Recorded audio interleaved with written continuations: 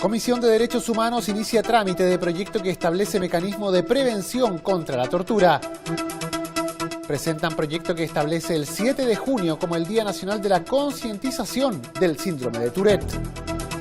Expertos y parlamentarios plantean recomendaciones para perfeccionar la ley sobre protección de datos personales. Comisión avanza en el trámite en particular del proyecto sobre educación superior.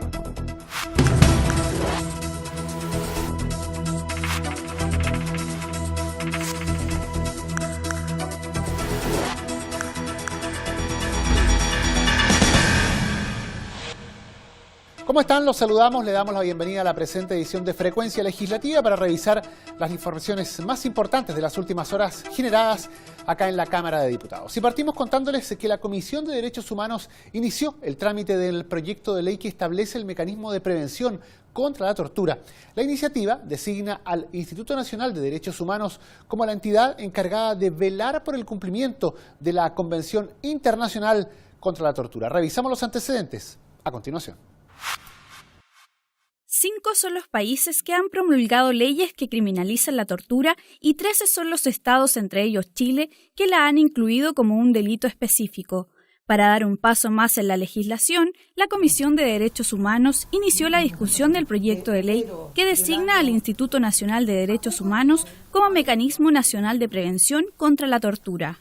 La propuesta legal, según explicó la subsecretaria del ramo, Lorena Fríes, permite cumplir con la obligación que Chile había contraído de crear un mecanismo nacional de prevención contra la tortura, instancia que va a ser alojada en el Instituto Nacional de Derechos Humanos y que busca establecer un sistema de visitas periódicas a cualquier lugar donde pudieran haber personas privadas de libertad. Mecanismo Nacional de Prevención contra la Tortura, que como te digo va a estar en el Instituto Nacional de Derechos Humanos, va a ser un organismo autónomo y que va a actuar de manera reservada, de manera de hacerle las recomendaciones directamente a las autoridades de gobierno que tienen bajo su custodia a personas. Y cuando hablo bajo su custodia no estoy diciendo solo cárceles, estoy diciendo psiquiátricos, estoy hablando de residencias donde hay niños, niñas y adolescentes a cargo del Estado o de organismos colaboradores privados pero que colaboran con el Estado. Estoy hablando de establecimientos de larga estadía donde hay adultos mayores, estoy hablando de un bus donde puedan carabineros retener gente, en fin. Preocupado por la prevención y sanción del delito de tortura, se mostró el diputado Hugo Gutiérrez. Hoy estamos recién en el siglo XXI poniéndonos al día en temáticas tan relevantes como es la prevención de la tortura y la sanción del delito de tortura. Y creo que este proyecto de ley lo que busca es justamente ponernos a la vanguardia de un tema en que habíamos estado muy a la saga, muy en último lugar. Y creo que si aprobamos este proyecto de ley y lo hacemos ley con prontitud, varios espacios donde aún se practica la tortura, esos espacios van a ser de alguna forma reducidos y de alguna forma también se va a lograr que la tortura en Chile se pueda prevenir.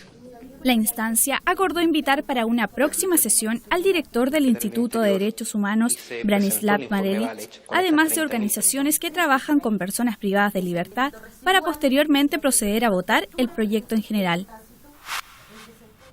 Y les contamos que fue ingresado a trámite un proyecto que establece el día 7 de junio como el Día Internacional de la Concientización del Síndrome de Tourette. La presidenta de la Comisión de Salud, la diputada Carol Cariola, junto a parlamentarios y la agrupación de amigos de Tourette Chile, presentaron esta moción para reconocer formalmente este día y así perseguir que se le entregue un mayor reconocimiento en materia sanitaria a esta enfermedad en el país. Los antecedentes en la nota. La diputada Carol Cariola presentó un importante proyecto en apoyo a las personas que sufren el síndrome de Tourette.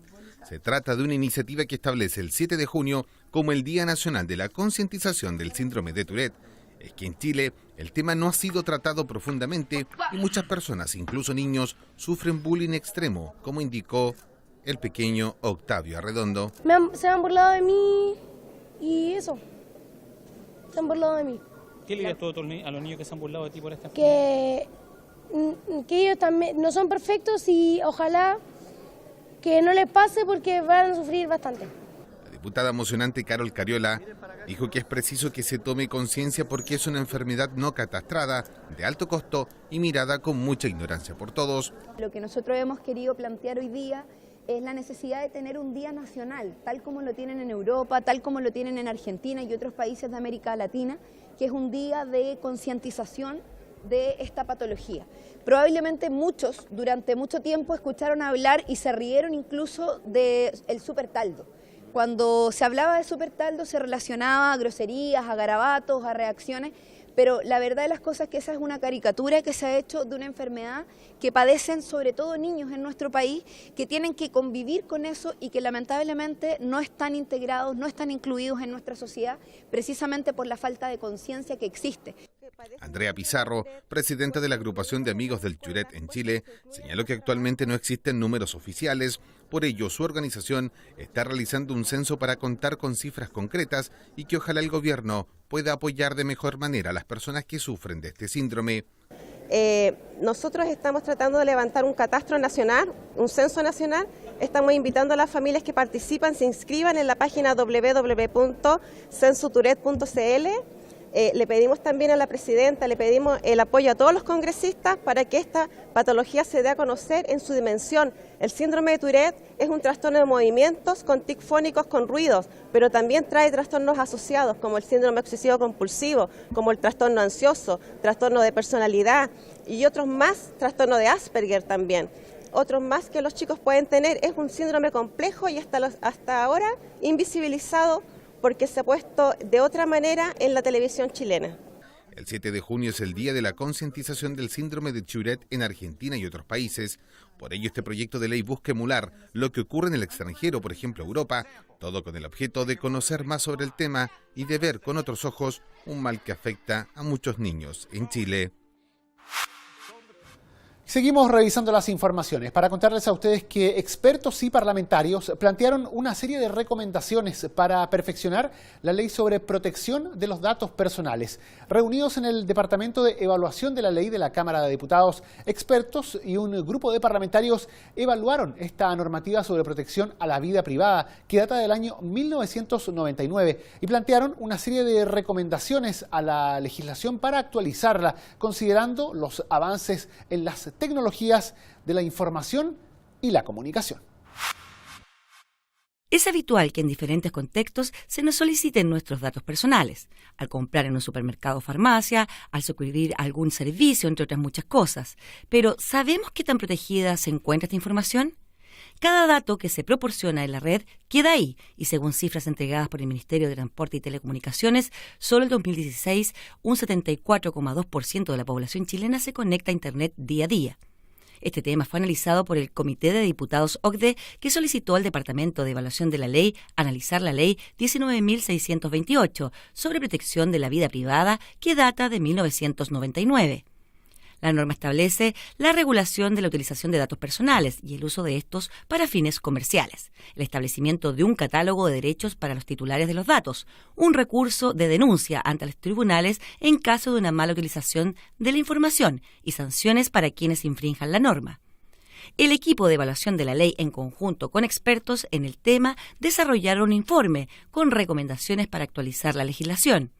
En primer lugar, el concepto de dato personal sería insuficiente, pues no entrega los elementos necesarios para saber cuándo una información es personal y cuándo no. Respecto a la regularización del consentimiento, señalan que la actual ley permite, sin el pronunciamiento del titular, el tratamiento de datos de una serie de situaciones y que esta información puede ser obtenida en fuentes accesibles al público.